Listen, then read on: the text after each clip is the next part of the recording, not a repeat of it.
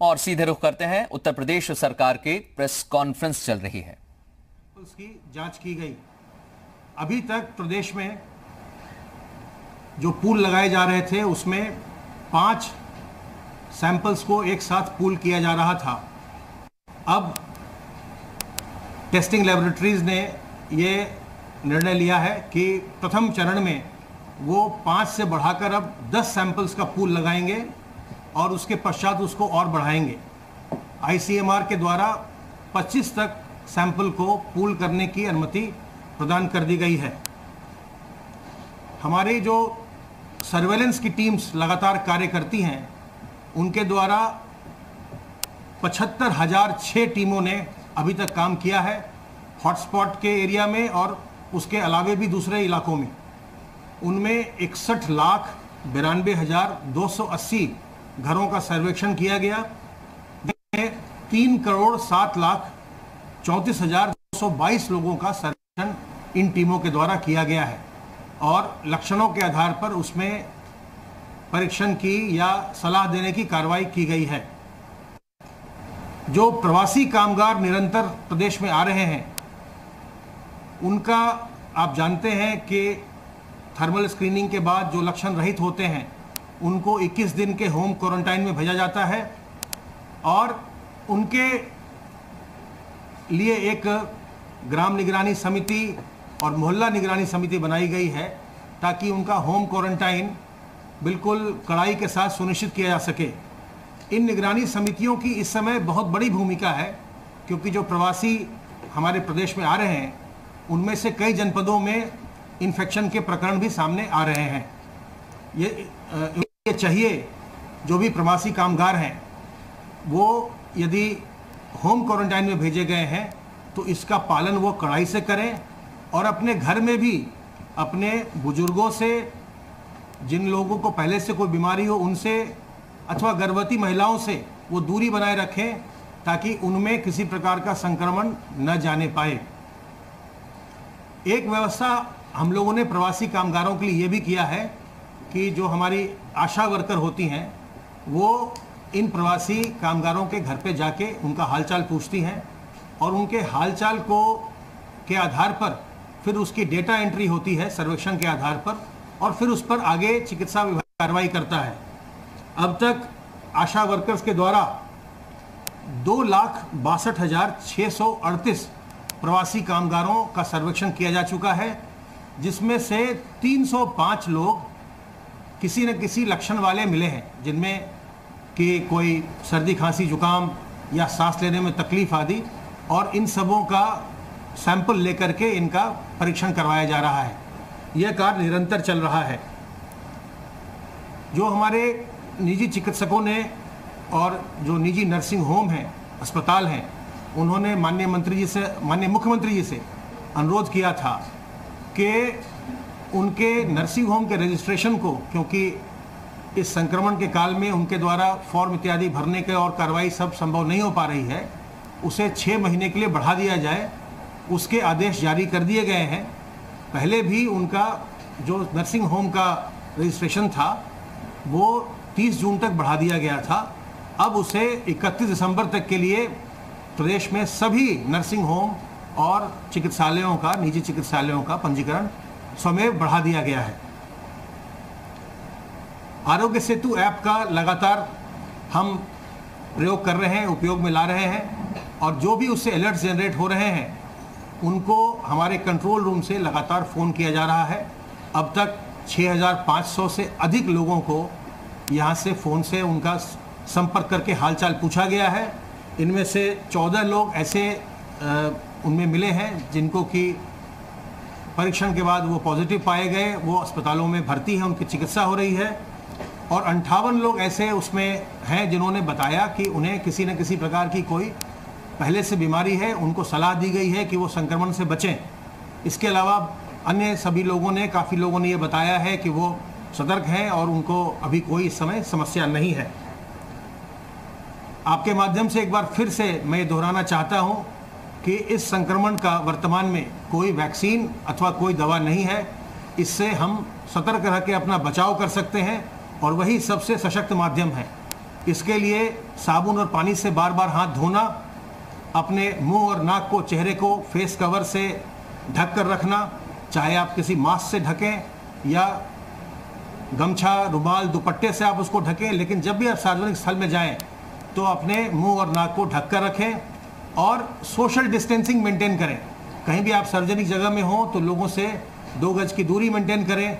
जिससे कि आपको कोई संक्रमण ना होने पाए। अगर आप अपने चेहरे को ढकेंगे तो यदि आप संक्रमित हैं दूसरों को संक्रमण नहीं देंगे, और अगर आप संक्रमित नहीं हैं तो आप दूसरों से संक्रमण नहीं पाएंगे। इसलिए मुंह और नाक को ढकना बहुत ही ज़रूरी है। और अंत में मैं आपको इतना ही कहना चाहूँगा आपके माध्यम से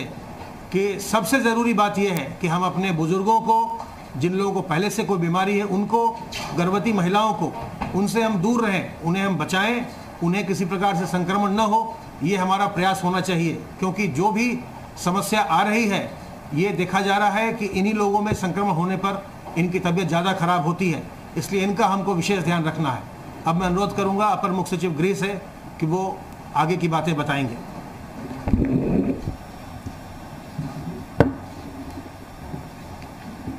आज माननीय मुख्यमंत्री जी ने टीम 11 की बैठक की और उस बैठक में उन्होंने बहुत ही स्पष्ट और बहुत ही क्लियर कट आदेश किए हैं कि आज सभी जिले स्तर के जिलाधिकारी, जिले के जो पुलिस के अधिकारी हैं वो ड्राइव चलाएं और प्रत्येक जनपद में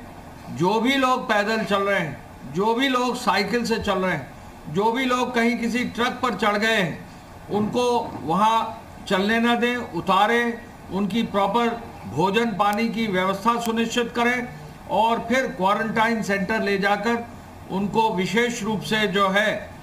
अपने घर तक, होम क्वारंटाइन तक भेजने की व्यवस्था करें। मुख्यमंत्री जी ने डीजीपी साहब को, सभी पुलिस अधिकारियों को ये आदेश दिया है कि प्रत्येक थाने में एक दल गठित कर दिया जाए, एक टीम गठित कर दी जाए। जो इस तरह के लोग सड़क पर चल रहे हैं उनसे अनुरोध करके, उनको समझाकर, उनको प्रॉपर वाहनों की व्यवस्था देकर उनको अलग अलग जनपदों को भेजते हुए क्वारंटाइन सेंटर के माध्यम से उनकी जो है विवरण उपलब्ध कराते हुए उनको जो है घर तक भेजा जाए। मुख्यमंत्री जी ने ये भी आदेश किया है कि प्रत्येक जनपद में रोडवेज की बसें तो लगी हैं, लेकिन साथ साथ निजी वाहन भी, निजी बस, निजी जो है गाड़ियां भी जो है हर हालत में जिलाधिकारी आज ही उनको जो है इकट्ठा कर लें, आज ही उनको किराए पर ले लें, आज ही उनके पेट्रोल डीजल की व्यवस्था सुनिश्चित करें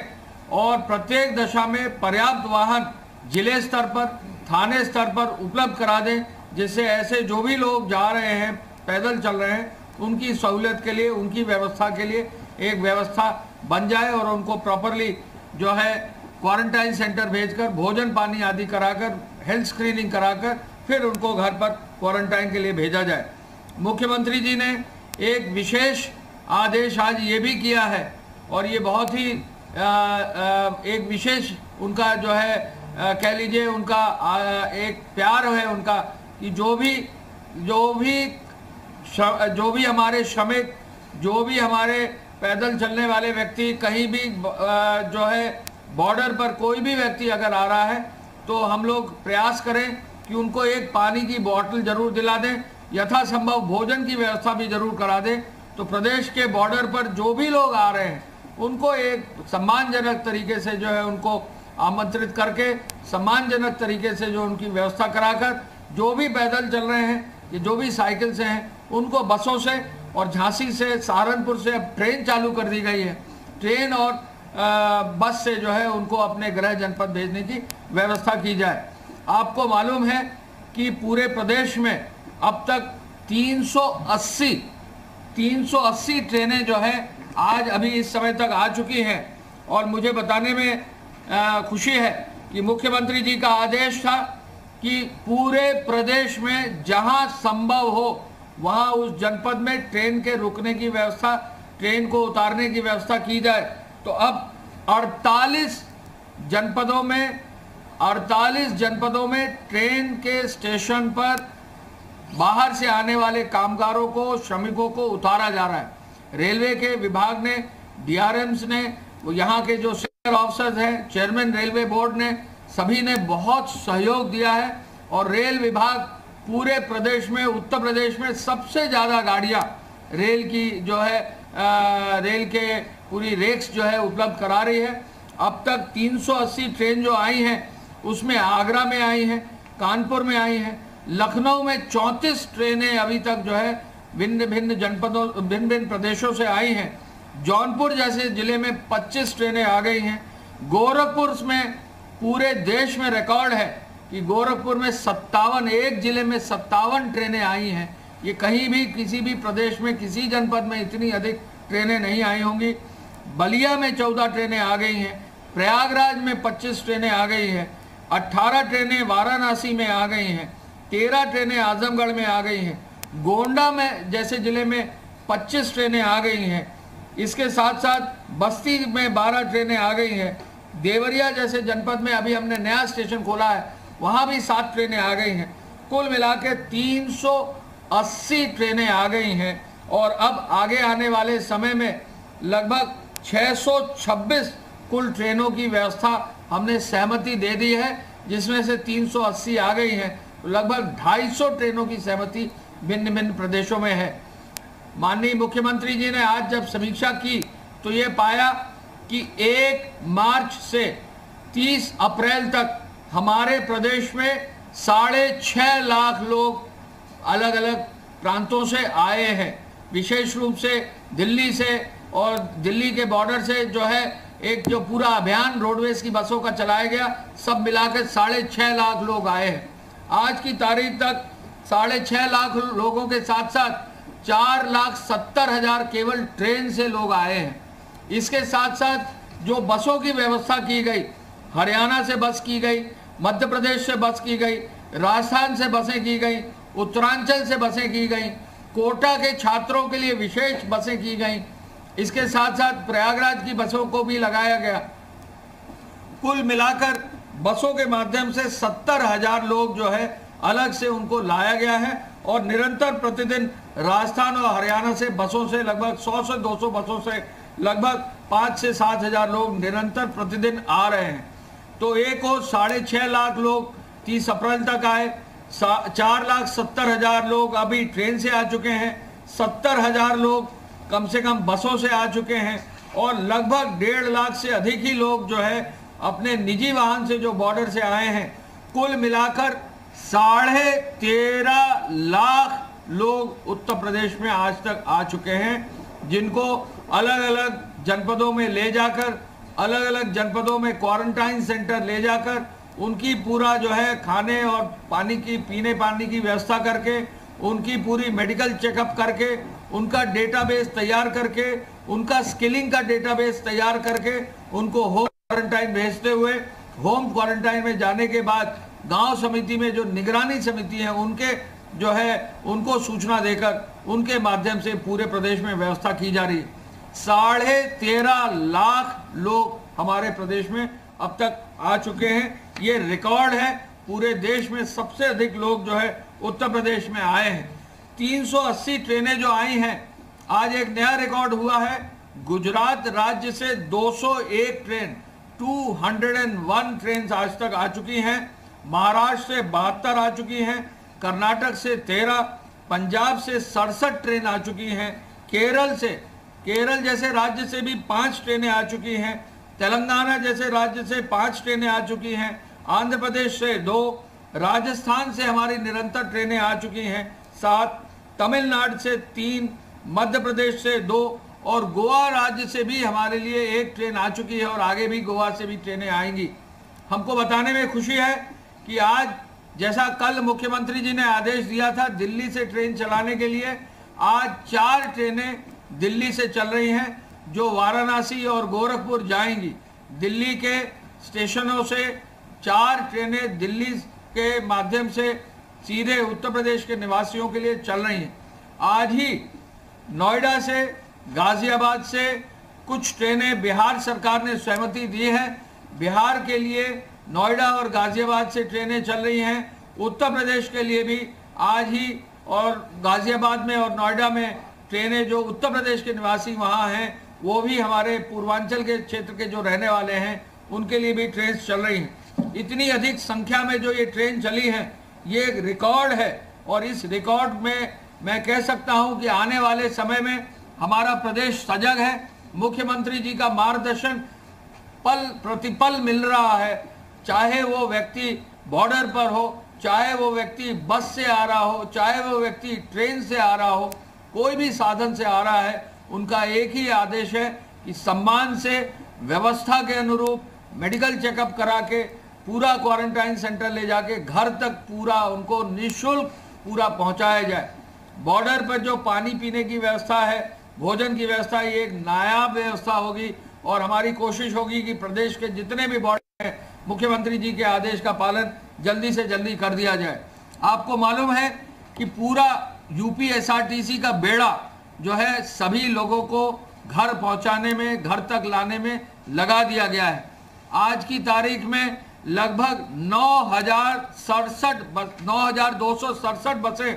स्वयं की जो उनकी हैं वो लगा दी गई हैं। 2,697 बसें अनुबंधित बसें सभी लगा दी गई हैं। 11,964 बसें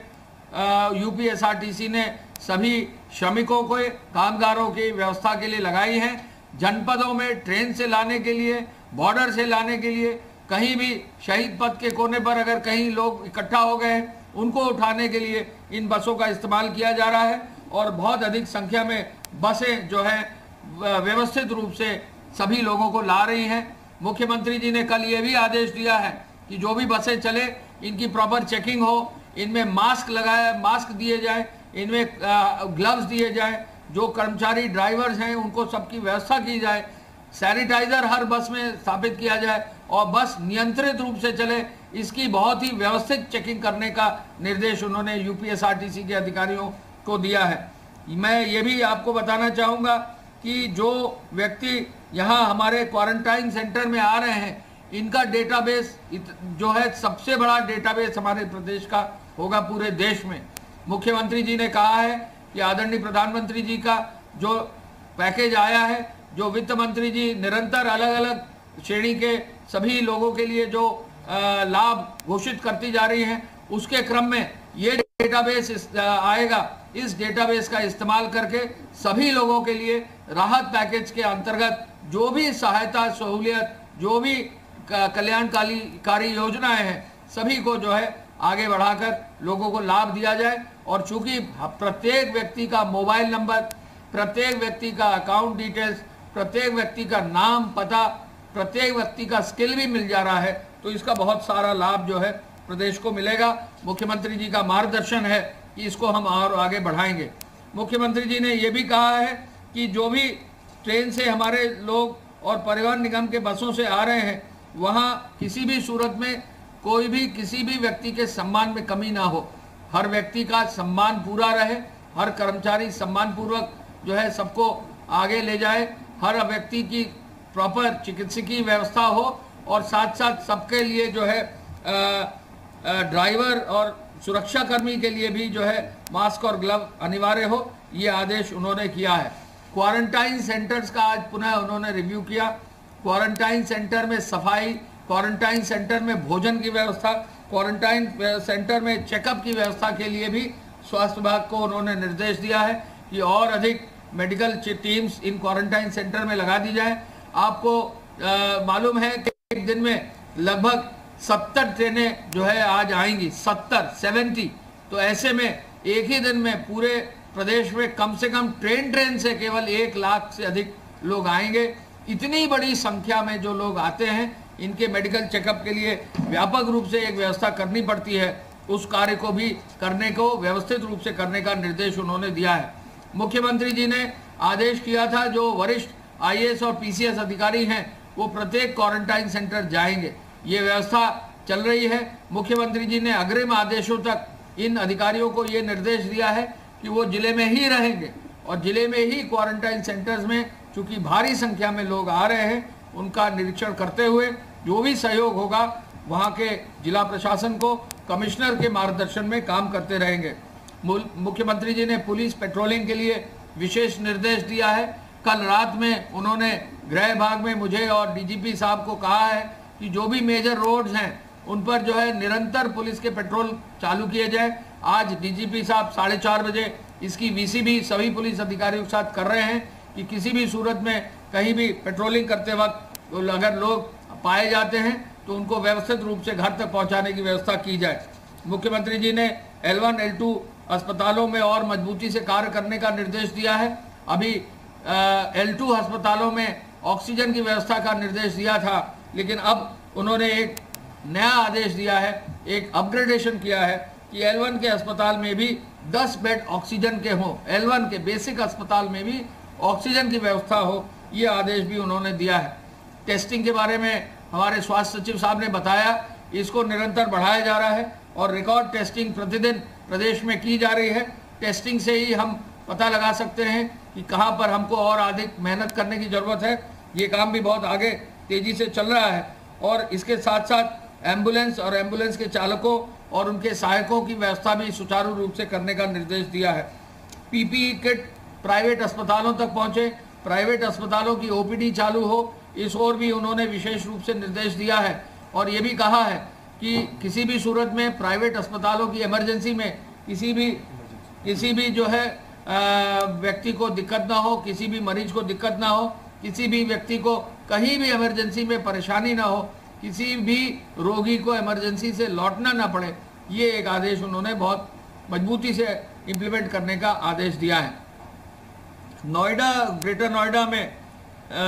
जो है श्रमिकों की उपलब्धता सुनिश्चित करने के लिए एक असेसमेंट करने के लिए उन्होंने कहा है और ये अलाउ किया है। आज ये शासनादेश हो गया है कि उद्योग के लिए, किसी भी उद्योग के लिए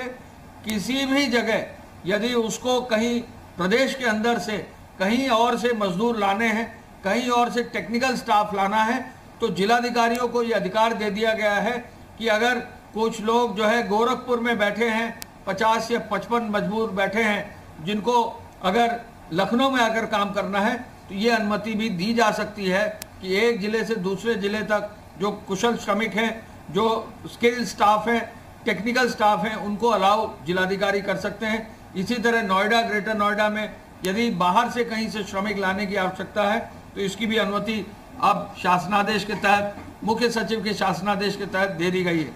मुख्यमंत्री जी ने यह भी आदेश दिया है कि प्रधानमंत्री जी के 20 लाख करोड़ के विशेष पैकेज जो उन्होंने घोषित किया है और जिसमें MSME, पावर सेक्टर, प्रवासी कामगार श्रमिक, कृषि